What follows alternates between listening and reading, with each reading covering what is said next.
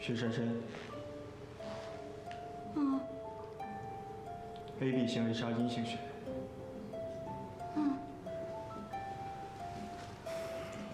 蛇没和你同属血有血型，他刚进手术室，但是现在医院的血库告急，我希望你可以待在这里，以备不时之需。我非常愿意献血，但是我可不可以问问题啊？说。你们是怎么知道联系我的方式啊？还有，你是谁啊？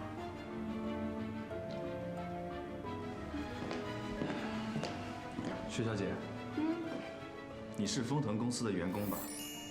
啊，难道你培训的时候没有学过公司的创业史，也从来不上公司的网站？那我给你介绍一下，这位就是我们的丰大老板。丰腾，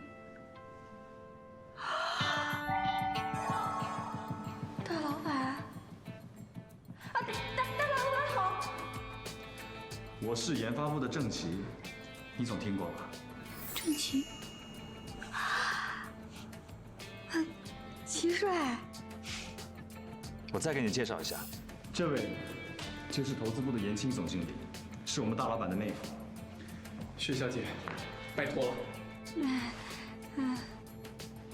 哪位是献血者？我是。那请跟我走。好。薛小姐，拜托了。放心吧。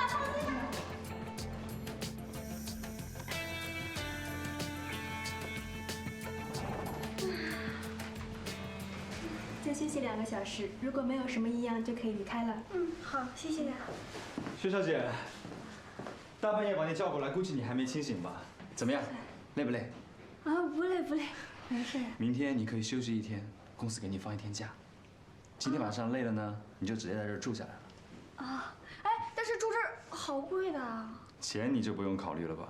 不管怎么说，你也献了那么多血，封家怎么可能会亏待大恩人呢？那你先休息，我先回去了。要不要我给你把空调调小一点？不用，谢谢。那我先走了。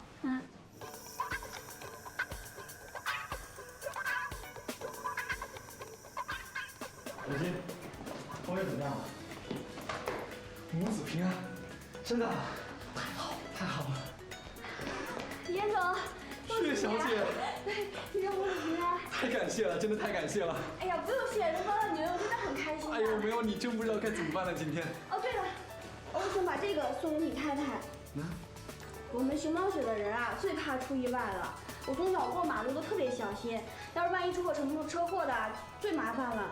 这是我妈妈给我做的，你看里面放着这个纸条，上面啊就写着你太太的血型，还有你的联系方式，把它随身带在身上就好了。太贴心了。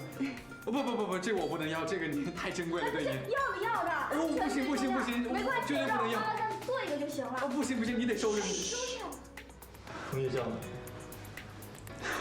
再次感谢。进去了。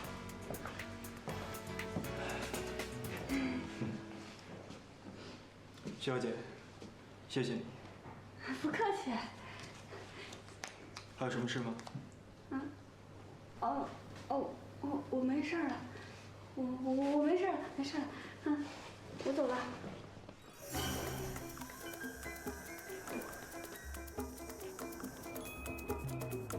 哎，车呢？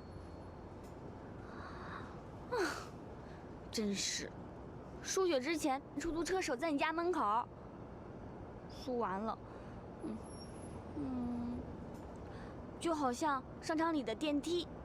你买东西之前呢，大门为你敞开的，等你买完东西啦，就得自己爬下去。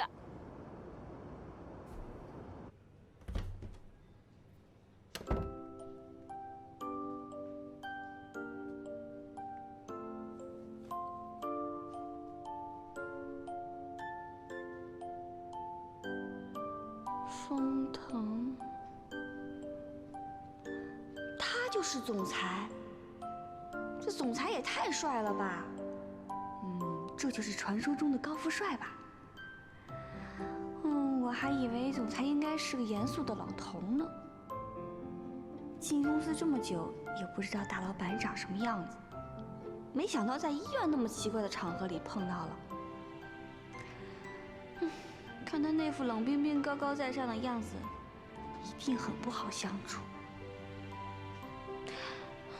管他的，反正以后也见不到了。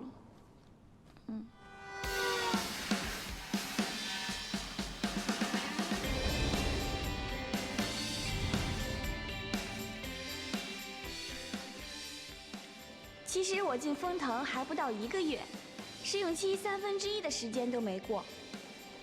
5天前，我刚刚面临人生中的第1个公司月结。各位，下星期就是黄金周了，这5天呢，大家辛苦点，好。是。珊珊，这些拿去 key in 了。这些呢是出拿的账，麻烦对一下再给陈娟，谢谢。这就是集团的月底结算吗？这阵仗也太夸张了吧！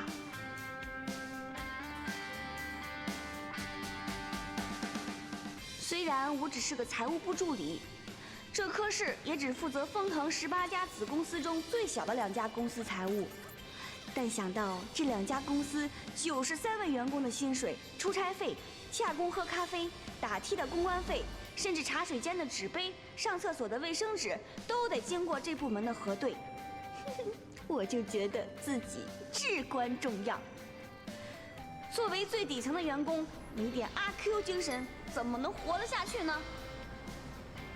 我虽然是211工程的大学毕业生，但根本就没有想过能到上海。一想到有人事主管还得看我的履历浪费时间，我都觉得很不好意思。但是，我竟然被丰腾集团给录用了。看来还是老妈说的对，说我天生愚钝，但是傻人有傻福。当时为了庆祝，那可是红旗招展，锣鼓喧天。虽然大家都暗地里说我走了狗屎运，但我依然是开在狗屎里最鲜美的花一朵呀！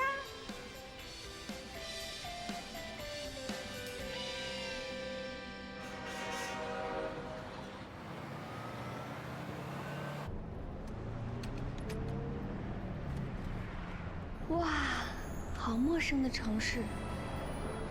虽说我是走了狗屎运，但我真的准备好了吗？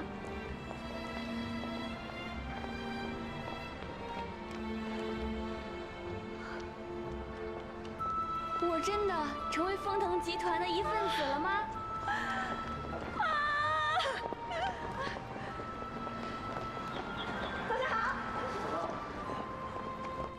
今天我代表丰腾集团欢迎各位来到我们这个大家庭。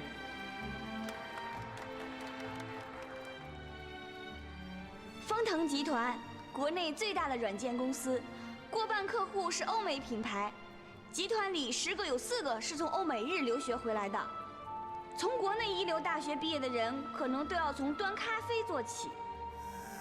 这样一个大集团，居然为我敞开大门。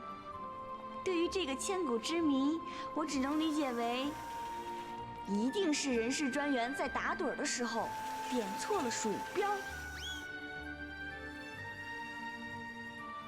刚才我带大家参观了我们丰腾集团，希望大家在今后的日子里，精诚团结，通力合作。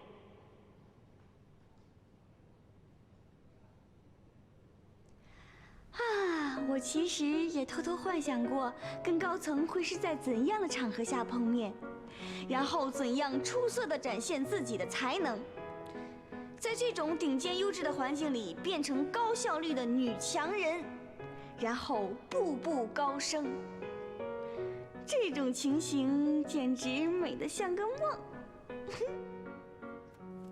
不过像梦又如何？人家说做梦是年轻人的权利，青春就是资本。所谓万丈高楼平地起，就算是个财务部助理，我相信未来集团也会看到我的价值。啊，虽然我发现我的实力不是在平地，是在地下4层。虽然我目前的价值是没日没夜的输入单据。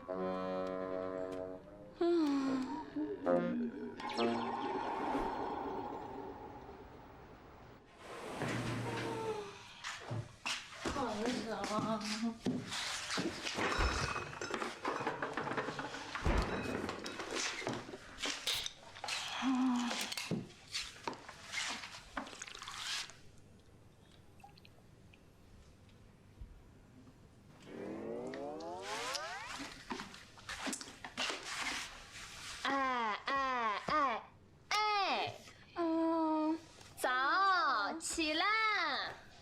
哎呦，你起来啦！亲爱的，沙发在这儿，床在那儿，就这么几步，你不知道爬过去啊？爬过去都能睡了。你昨天加班加到几点啊？让我睡一会儿吧。哎呦，我的妈呀，宝贝儿，宝贝儿，我跟你说啊，你赶紧的，就你那箱子，你都1个月没收了，你再不收，我这家就让你给弄乱了。你现在还是个助理，你要是经理的话怎么办呀？我还不围你天天转。拜托，你懂什么呀？我这叫形乱神不乱。陆双怡，你有时间管我，你能不能去整理一下你那小窝啊？我这叫女作家应有的风范，你懂吗？这叫范儿，切，范儿。那我这还叫居安思危呢。哎呀，要是还过不了试用期，我就等着自刎吴江头吧。哎呦，你那心理素质可真差。不过呢，你有这点觉悟也对。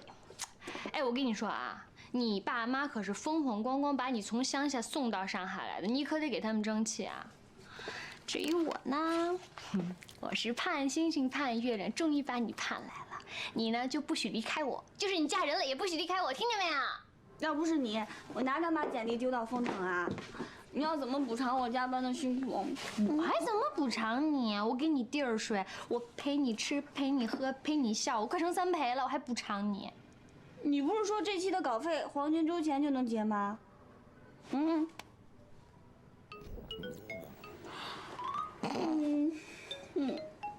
有人肚子饿了，是谁呀？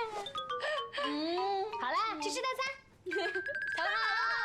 吃大餐，吃大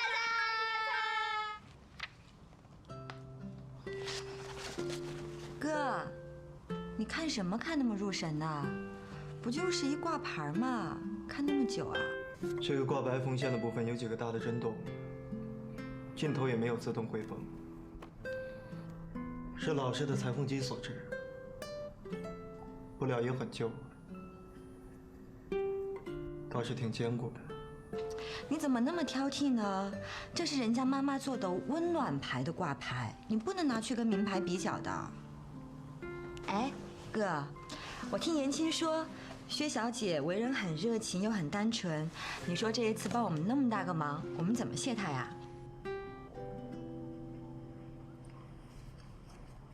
老习惯，支票。你太俗气了，算了算了，我自己想吧。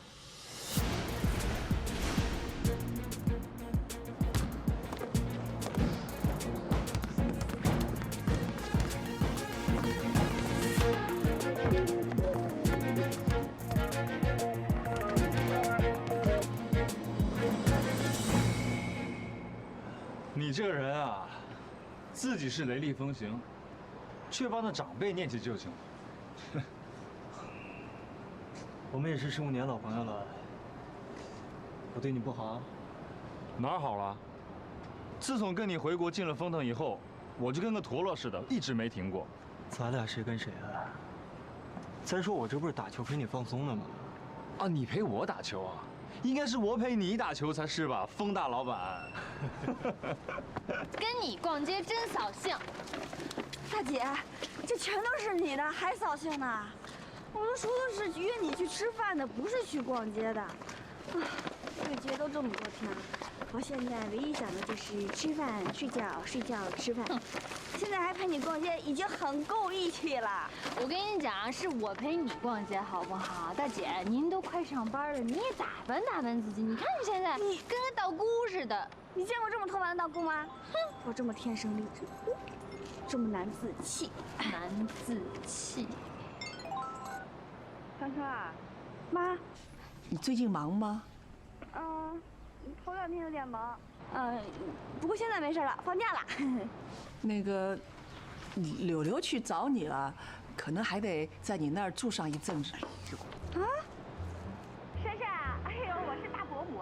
我告诉你，我们家柳柳啊有出息了，也到上海有工作了。就是啊，太临时。找不到落脚处，我就让她临时跟你住在一起。哎呦，你们姐妹俩从小感情就好，窝在一起，相互有个照应哈。不是那个大伯母，我现在也住在上一家，而且那个房子有点小。哎呀，没关系没关系。她一大早就出门了，估计啊现在快到了。这样好这样好，你们姐妹俩在上海一定要相互照应啊。哎呦，谢谢你珊珊哈。哎呦，你们珊珊长大了，懂事儿了。干嘛呀？我会让我们家柳柳照顾你们家珊珊的，放心吧，放心啊。谁呀？柳柳，柳柳怎么了？他来了。早点来。几个意思？等等我。喂，干嘛呢你？你没认出刚才那个女孩？哦，那不是薛珊珊吗？她怎么会在这儿？哦，我看过她的资料了，她好像就住在这附近。这离公司的车程大概有1个半小时。她住这儿？很正常啊，这是郊区，房租便宜，她负担得起啊。不然你以为呢？你以为她跟踪你啊？当然不是。我只是不想让她看到我这个样子。哪个样子啊？就是穿得很休闲、很随便的样子。啊，果然是看重外表、注意形象的大 boss。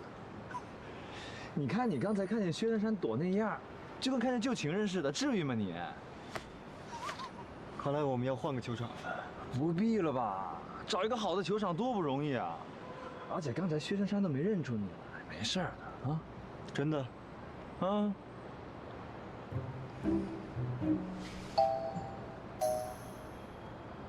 差别有这么大？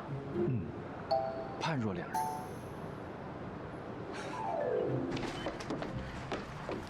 珊珊。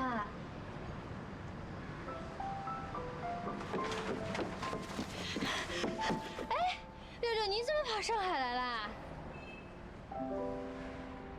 没事了，你就放心住下吧。好丢人呐！我得赶紧趁黄金周把房子给找着。你说什么呢？这房子本来就是双一他爸妈给他买的，她又是你高中学妹，咱仨都认识这么久了，净说傻话。哎，是不是自从我到上海之后，大伯母天天唠叨你啊？哎呦，小宝贝儿啊，你读那么多书有什么用啊？你看人家珊珊，这大学一毕业呀，就到上海的大集团工作了。你呢？啊，你这还让我卖这么张老脸啊？求爹爹告奶奶的，费心费力的。以前啊，人家还都说你比人珊珊聪明，现在我看见人家珊珊爸妈，我都不好意思了。哎呀，大伯母就是喜欢唠叨。你也别生他的气，他不就是为你着急嘛。其实，说心里话，我早就想离开家，出来闯一闯。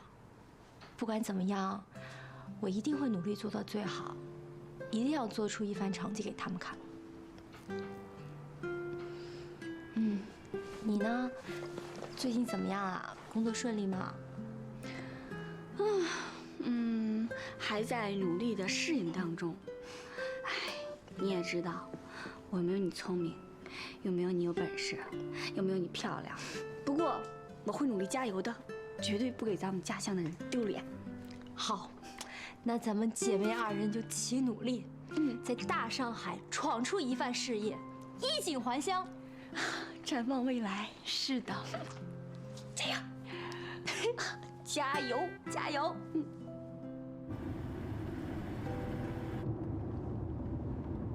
老板，叶董事已经在银行等你了。好。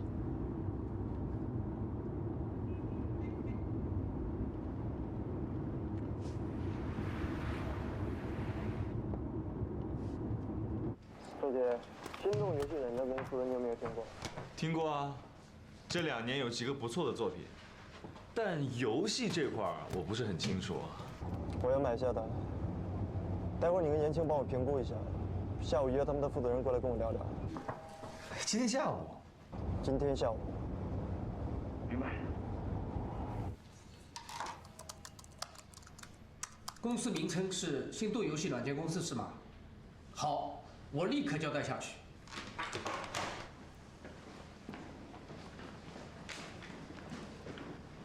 注意了，等会儿心动游戏软件公司的财务报表会传进来，细细瞧瞧，你们负责丰腾今年的投资预算。小轩、阿佳负责并购的财务评估，陈娟你会诊一下你正式的签约书，珊珊你帮忙陈娟。哦。3小时后要拿到所有数据，听清楚没有？是。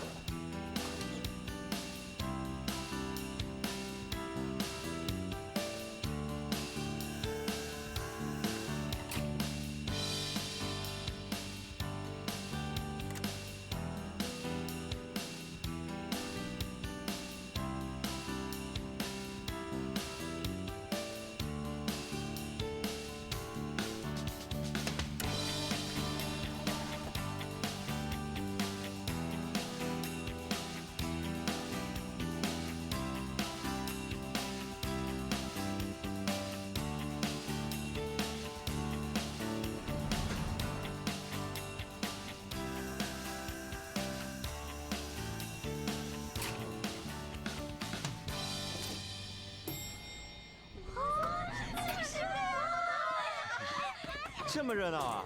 聊什么呢你们？齐帅，你上几楼？21楼。谢谢啊。不客气。哎，娜娜，你什么时候戴的牙套啊？齐帅，今天公司高层有重要的会议要开，一定会忙得没时间吃饭的。我给你带了早餐，里面有三明治和咖啡。这么贴心啊！看上去很好吃哦，谢谢。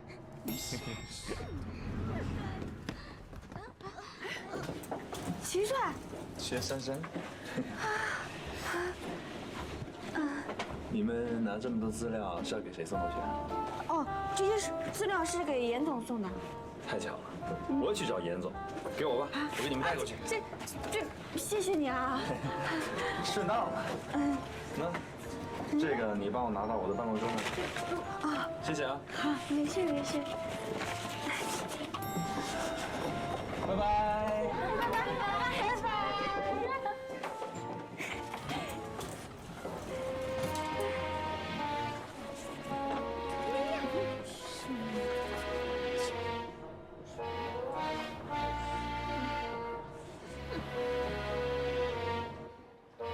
心动这家公司呢，虽然规模不大，但是这2年业绩非常好，而且很有创意。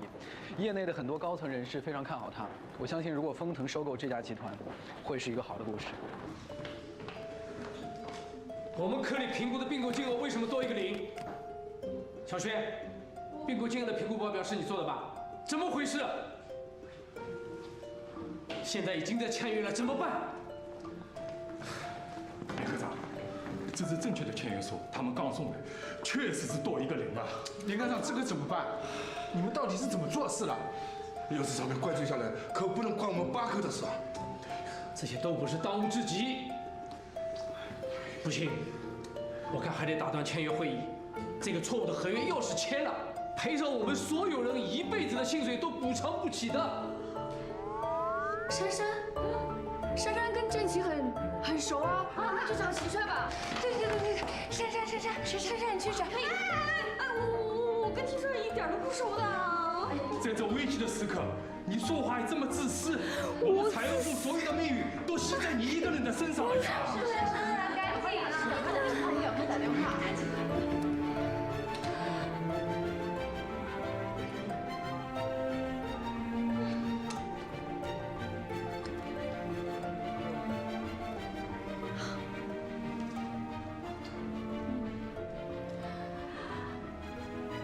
没有人接。你这就去找人吧。你赶快去，你赶快去，珊珊快去啊！会议室没有预约，电梯开不了，你拿我的卡到研发部找郑琦秘书吧。快去！这个还不快去！快！拿到签约书。跑步去！其实从没让我保管卡，这样吧，你用我的卡去找严总的秘书，快去快去。 Carol 刚跟我说了，他是严总是跟齐帅一起去会议室的，这样吧，我把我的卡给你。处长知道了，你去吧。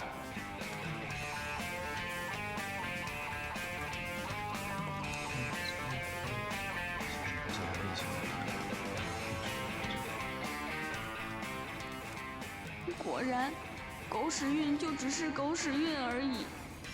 当你时候到了，全宇宙都会来帮助你。 上断头台。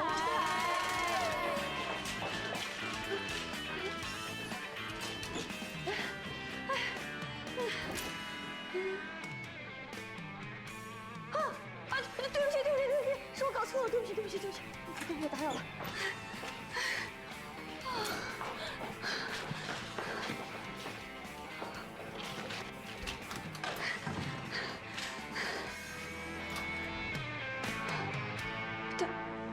大老板，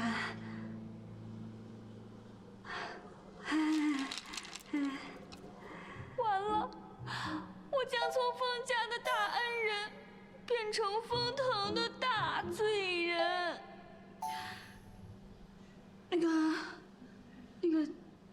个合同还没签吧？千万先别签啊！那个合同上面多了一个0，这个才是对的。 对不起，都是因为我的疏忽，对不起。签约已经结束了。完了，这下真的完了。对不起，都是因为我的疏忽造成的损失，对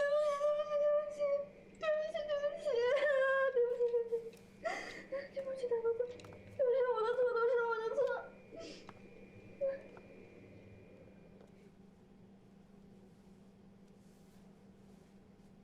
你还不至于给公司造成任何的损失。大 boss 刚才那句是什么意思啊？早知如此，当初我就应该献1000毫升。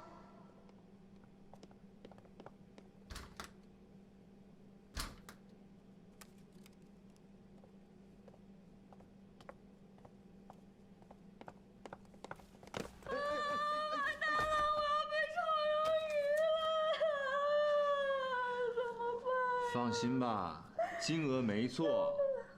不是，那个科长说这份才是真的呀，才是对的。你以为老板是谁啊？老板眼睛利得很，在签约之前就发现了，把金额改过来了，所以金额没错。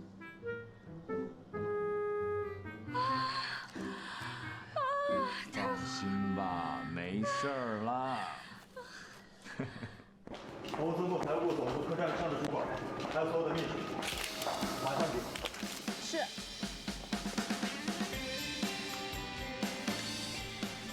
虽然没有及时赶上签约，但至少不必赔上大家1辈子。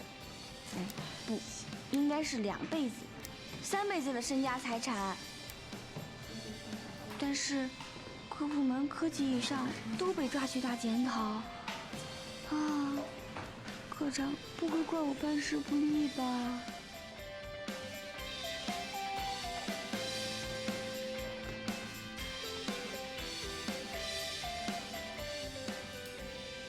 老板说，下次如果要这样奔走各科弥补错误，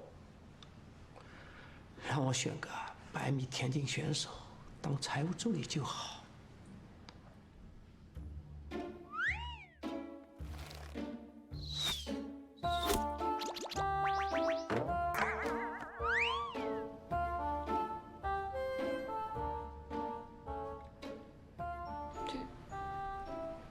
对不起。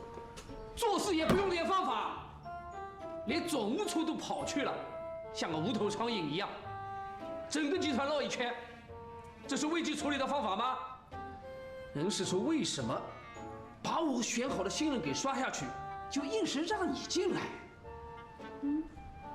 科长，你说什么呀？说你呢，三流大学三流水平，看起来一无是处的样子，没想到还真是一无是处。人事处吃错什么药了？你最好想想怎么度过试用期吧。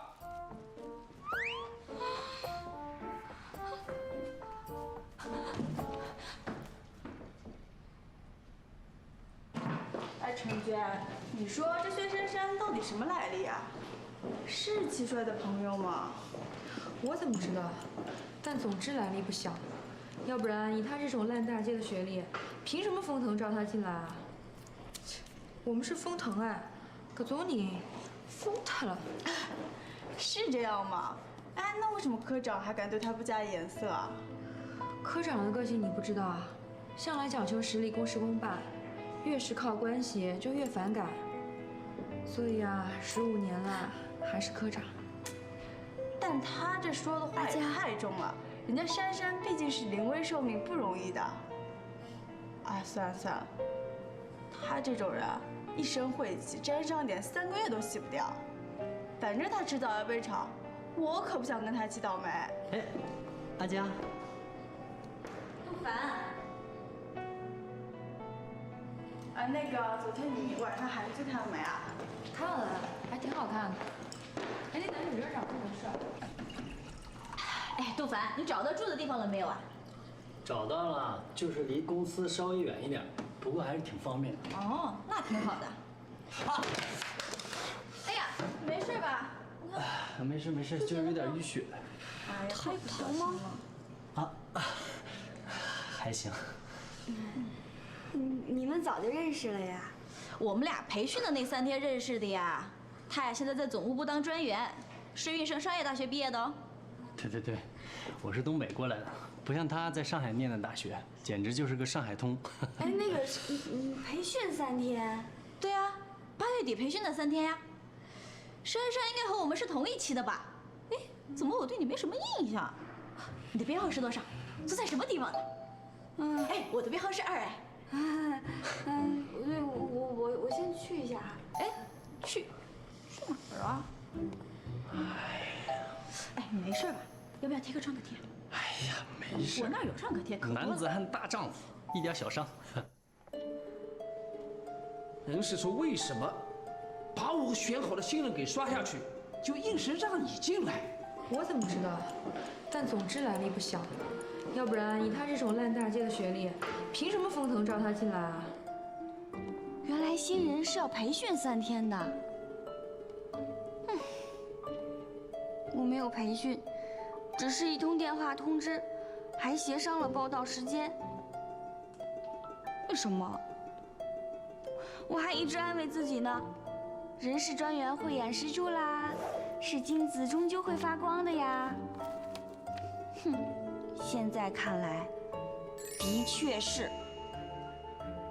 卑鄙行为杀阴性血。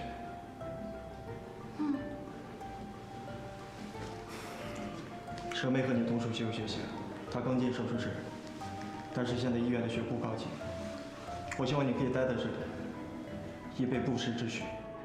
原来封腾要我做的不是财务助理，而是一头血牛。可是熊猫血哪里不好找？干嘛要在公司里养一头活牛啊？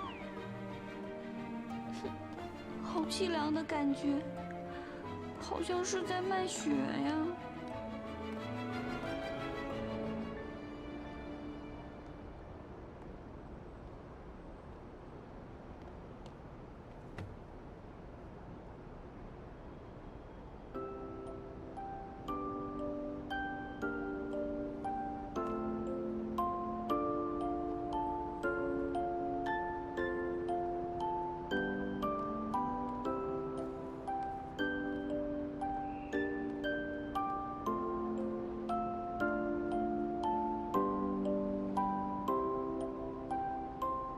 原来一切都是天大的误会，我根本就不属于丰腾，不属于上海。薛珊珊，你明明就是一头血牛，你有什么资格去做奋发图强、功成名就的大梦啊？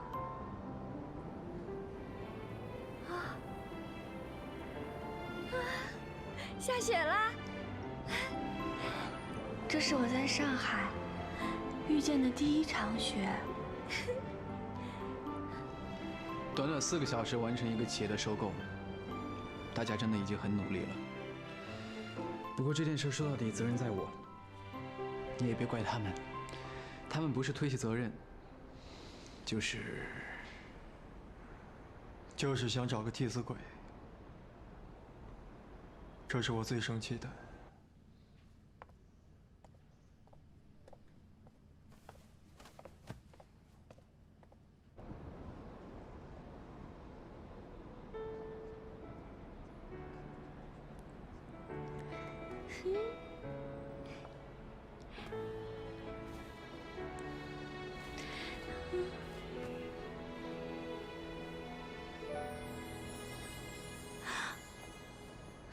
大老板，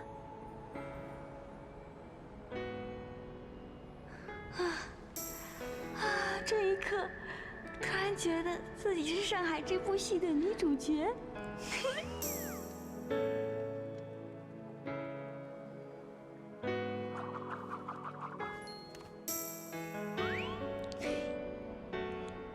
你不该来这里。什么？我说你不该来这里。员工培训的时候你没有听说吗？这个地方隶属于老板办公室。我没有参加员工培训。为什么？我也不知道。我没有经过员工培训。但是我为什么能够进丰腾集团呢？公事上的问题问你主管，不是我。那上次在医院，你是怎么知道我跟你妹妹的血型是一样啊？集团所有员工的数据我都有权知道。你还有什么问题要问吗？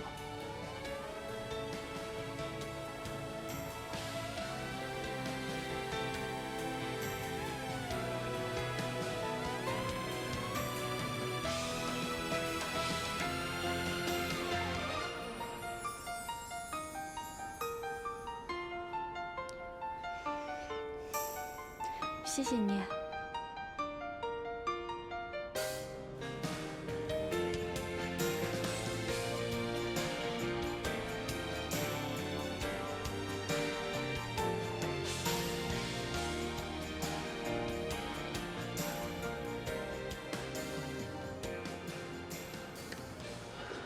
文杰，那个献血的薛小姐，在财务部是什么职务啊？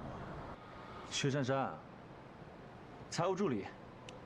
哎，你看她今天紧张的样儿，感觉天都要塌下来了。我觉得她挺老实。她除了能跑腿以外，工作表现如何？那我就不知道了。你说谁会跟我们汇报一个财务助理的工作情况呢？怎么了？没事儿。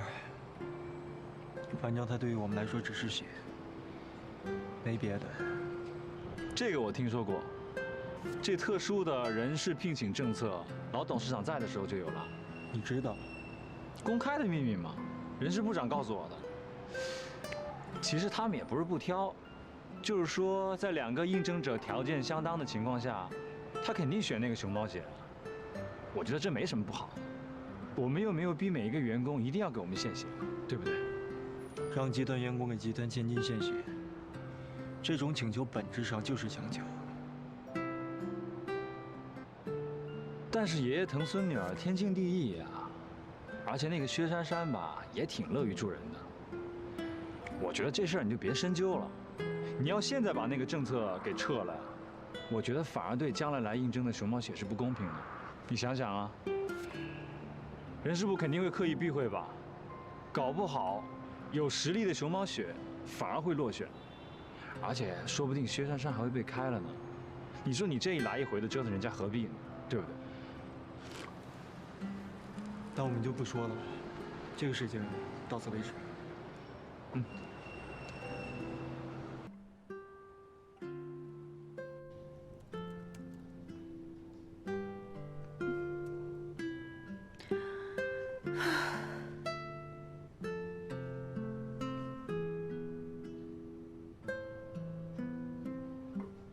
珊珊，这大城市车多人多的，你呀上班下班路上可要小心啊，别横冲直撞的。哎，不该拿的东西不能拿。啊，也不要仰人鼻息。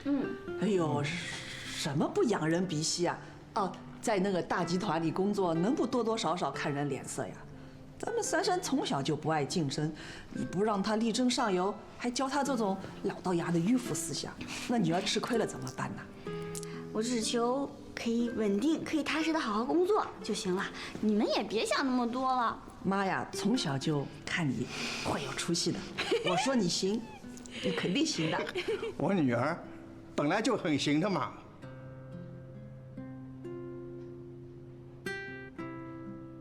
爸妈，原来集团不是因为我的工作能力录取我的，我让你们失望了。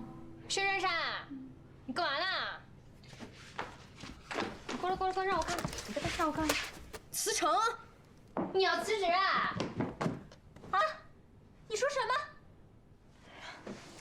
珊珊，你是不是把问题想得太复杂了？你想啊，这以封腾家的实力，要给他妹妹找血缘，根本就不是什么困难的事儿。至于要把一个你养在公司里吗？再说了，你这一次能抽多少血呀？这也太不符合成本了吧？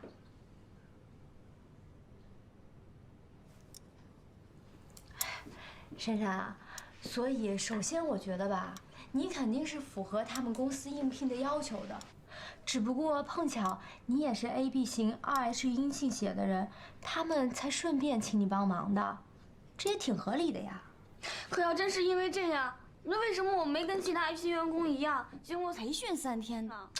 哎呦，我这暴脾气！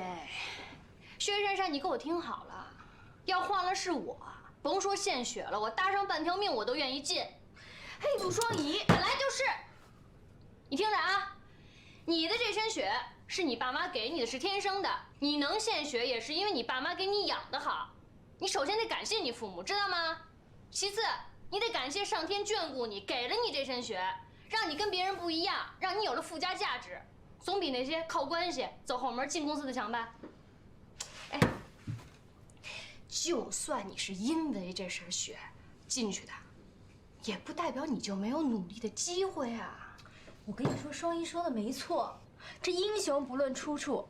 珊珊，你太妄自菲薄了。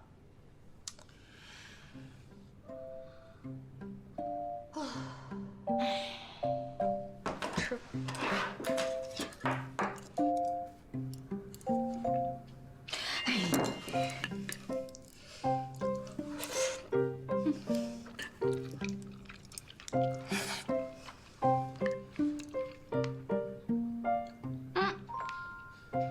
我得吃啊，不吃我怎么满血复活呀？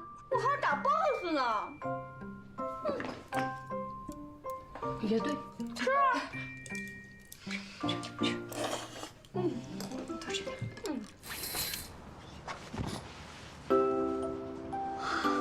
下雪了。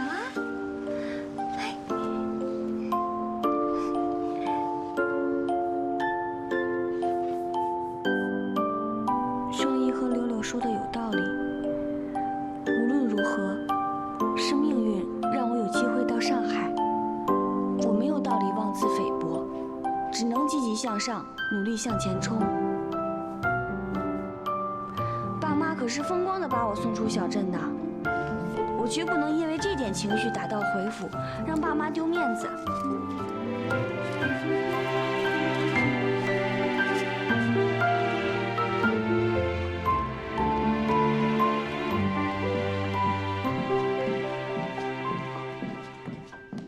先生早。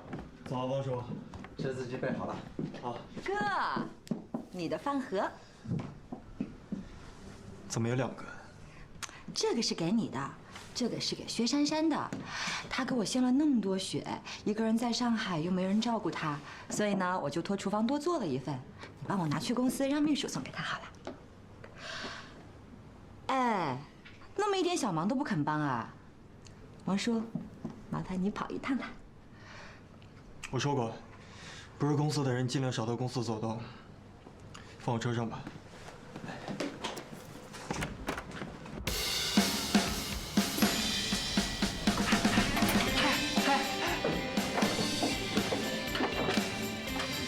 来，杜凡，早啊。早。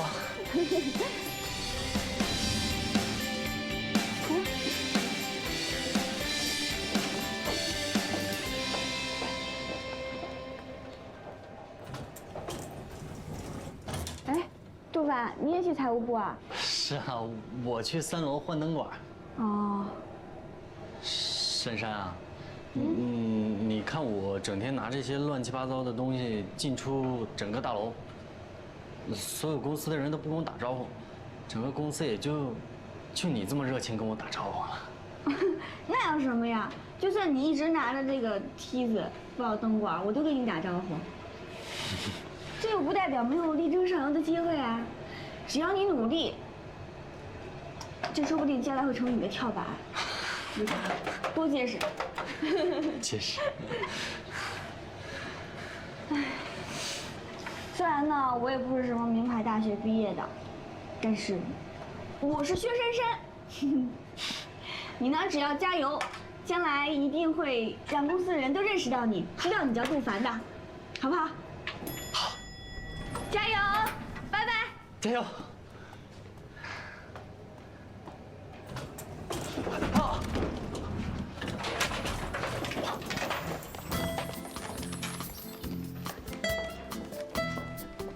是的，我是薛珊珊，没有显赫家世，没有顶级学历，更没有裙带关系。可除了特殊血型，我还有打不退的干劲儿，超强的生命力，不管扎根在哪里，都会像杂草一样迅速繁殖。我要在上海活下去，只要功夫下得深，血牛也能闯出一片天。薛珊珊，加油！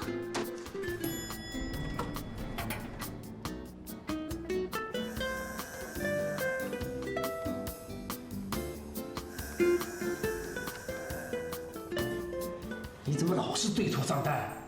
不清楚的就要打电话问，不要自己想自己猜。你以为公司是你开的吗？啊？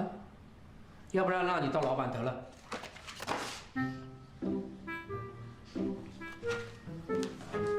科长，我知道错了。科长，我马上就拿去修改，马上去联络。科长，你别生气了。谢谢科长指正。加油！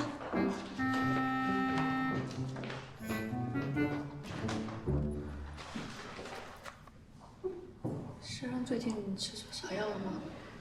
怎么会科长妈妈还这么兴奋啊？大城市发现自己在科长面前不得脸了，所以现在装拼命巴结了呗。看来他的靠山也不怎么灵光啊，该不会是临死前的回光返照吧？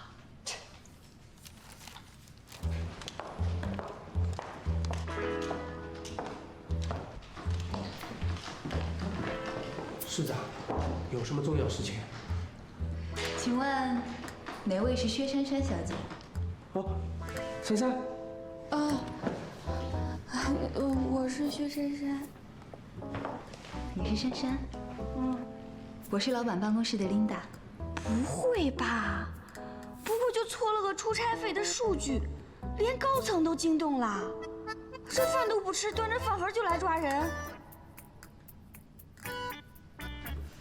这是老板让我送来的午餐。午餐？给我的。哎，谢谢啊。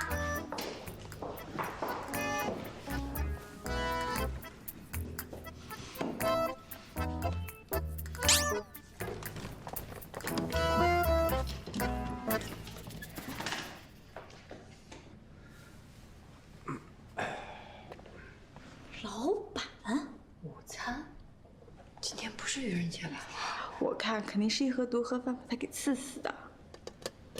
哇，这些都是补血的吧？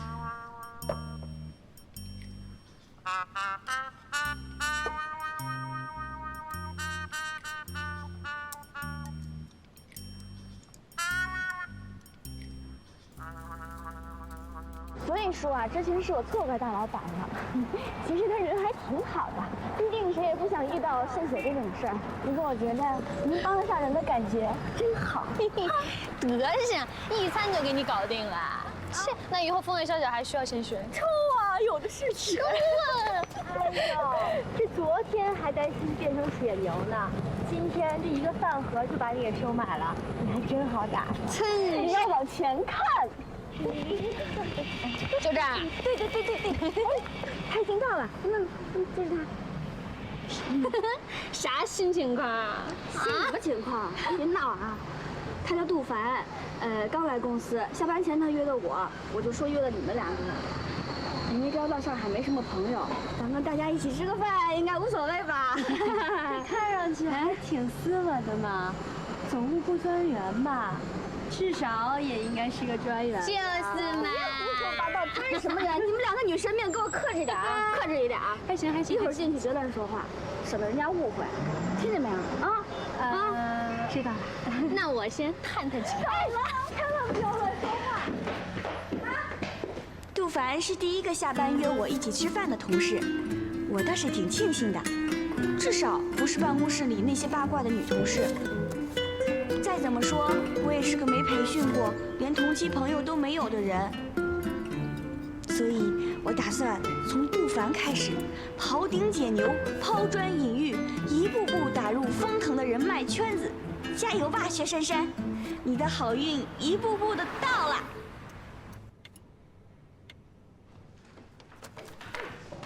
哎呀，吃饭去啦！哎呀，珊珊，我突然发现我们好久没有约着你一起去吃饭了，对不对？珊珊，我知道附近有家特别好吃寿司店，真的，你不是喜欢吃寿司吗？我们一起去吃寿司吧。就是。喂，你能不能别插队啊？谁先来？我们今天把谁？薛小姐你好，我是老板的秘书助理阿妹，这今天老板给你的饭盒。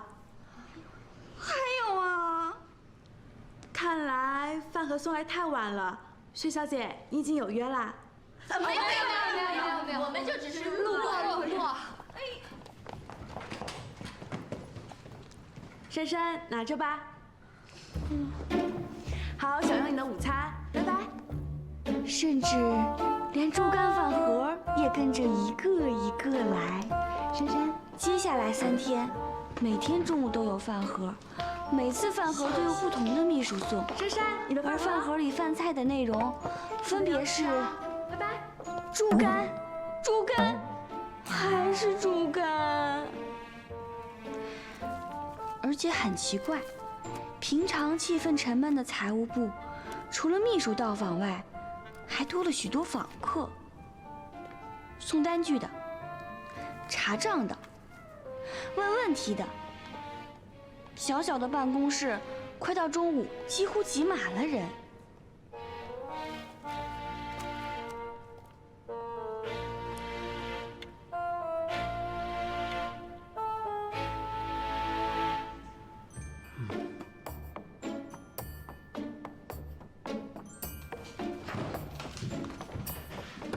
珊珊，你跟老板到底什么关系？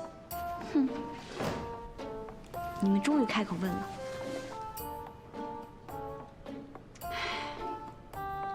没有关系，我只是偶然间帮了老板一个小小的忙，就是任何一个人我都会愿意帮的那种忙。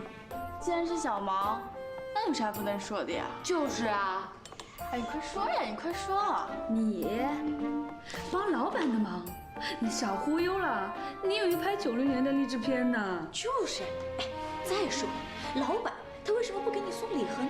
他偏偏给你送饭盒，对啊，是为什么？哎，对的，快说，快说呀，珊珊！啊，复印文件。啊，好的。哎，等一下，话都没说。整天八卦不干正事，你们太闲了是不是啊？这如火如荼的猪肝饭盒一周，让我瞬间有了许多同事下班后的聚餐约会。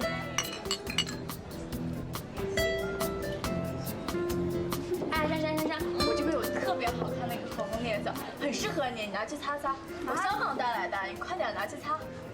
那当然，珊珊皮肤白，擦起来就是好看，哪像你皮肤那么黑，跟媒婆一样。我怎么了？我给你画个媒婆翅吧。谢谢啊。哎呀，你看今天这氛围特别的流光溢彩，而且我们的酒瓶都是五颜六色的，看着就觉得特别开心。那当然啦，人家珊珊不管到哪儿都是五彩缤纷，喜气洋洋。哎，对了，珊珊，我也有个礼物要送给你啊，超级好看的，布灵布灵，好看吧？好贵的。是，真的很好看。哎，你看，太贵重了，配吧这衣服，真的好好看，太贵重了。我这儿也有，这是我放了好久的化妆包，标牌都还在呢。哎，我看你平常都不用的，拿去用吧。我跟你说啊，这个化妆啊，可是吸引异性的第一步。你要是感兴趣呢，可以跟我学哦。哎呦，是了，成街化妆可比孙悟空72变还厉害。不过他卸了妆，绝对没有他化妆来的震撼哦。谢谢啊，真的特别不好意思。哎呀，不要紧的，珊珊你收下吧。来，我们再敬你珊珊啊！来，珊珊，春娟，这包哪儿弄的？杜凡，我本来应该感到高兴，却发现自己原来不是那么开心。其实我跟你说啊，公司交际应酬就是那么回事儿。但是毕竟你在公司要是朋友多了的话，也挺好。以后不管干什么，彼此都是有互相照应嘛。你说的对，但是我呢，我也知道自己也都是因为托猪肝饭的福。不知道以后如果没有猪肝饭了，大家会不会把我当成朋友？啊，不过你就不一样了，至少你是在猪肝饭之前就把我当成朋友的。珊珊，你跟老板什么关系啊？我只是一个小小的员工，他是老板，我们当然是共属关系了，还有什么关系啊？他送我盒饭是因为，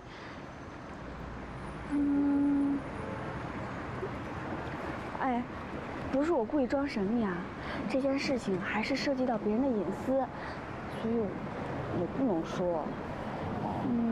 哎呀，总之是因为我帮了他一个忙。所以送盒饭是为了感谢我，别的什么都没有。所以说你没有男朋友？我当然没有男朋友了，但是猪肝饭跟男朋友有什么关系啊？啊，你不会因为老板送我猪肝饭，你就以为他是我男朋友吧？杜凡，你有没有搞错啊？如果我真是老板的女朋友的话，再怎么说，我现在吃的应该是鹅肝吧，不应该是猪肝吧？真会说笑。所以说嘛，你说这大上海的，我想哈，咱们都是来打拼的年轻人，是吧？哎呀，你说上海城市这么大，你要说真遇上几个上心的人，还真就没有。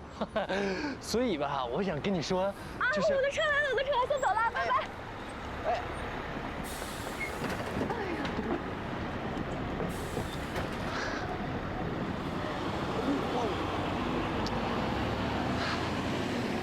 我还没说我喜欢你呢。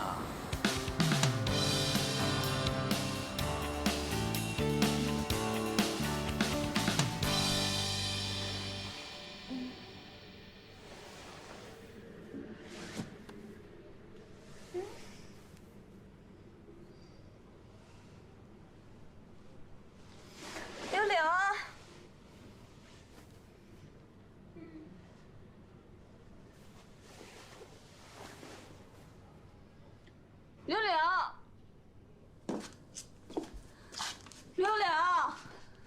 柳，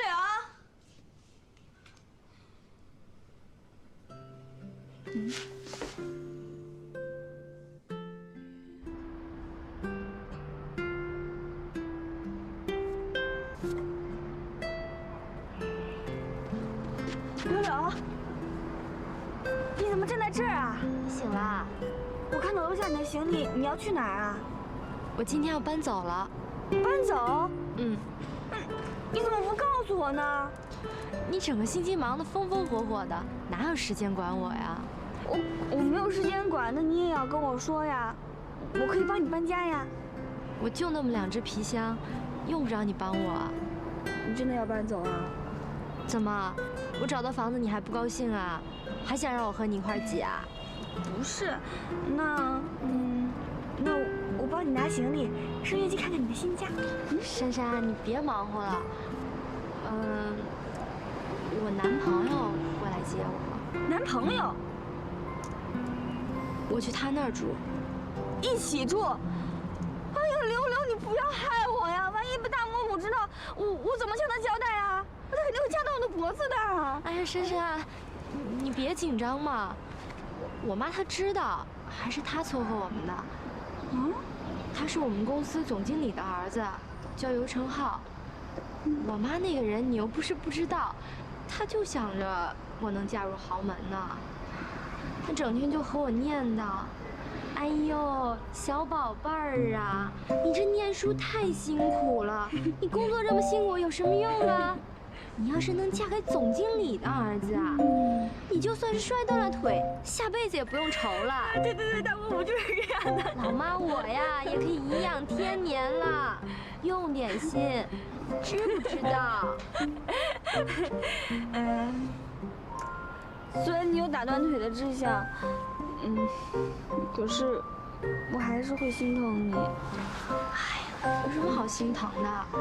你放心吧，我有分寸的。